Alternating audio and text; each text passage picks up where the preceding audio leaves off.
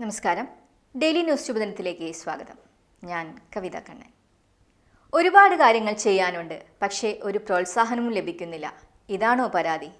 ഇതൊന്ന് കേട്ടു നോക്കൂ. ഡെയിലി ന്യൂസ് ശുഭദിനം നിങ്ങൾക്കായി അവതരിപ്പിക്കുന്നത് അമൃത്വേണി ഹെയർ എലിക്സിയർ.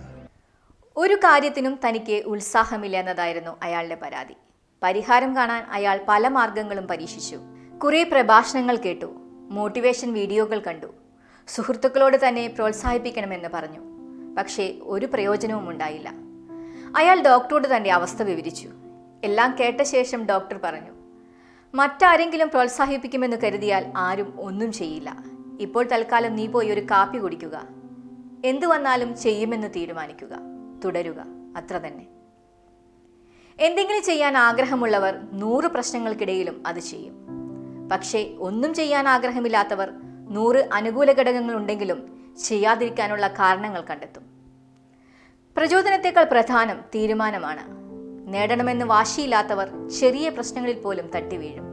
പക്ഷേ തുടരണമെന്നാണ് ആഗ്രഹമെങ്കിൽ എത്ര പ്രതിസന്ധിയിലും അവർ അത് തുടരുക തന്നെ ചെയ്യും. ആരെയും ഉത്തേജിപ്പിക്കാൻ ഒന്നും ഉടലെടുക്കുന്നില്ല. മുന്നിൽ ചിലത് സംഭവിക്കുമ്പോൾ ചിലർ അത് പ്രേരക ശക്തിയായും ചിലർ അത് പ്രതിബന്ധമായും കാണുന്നു.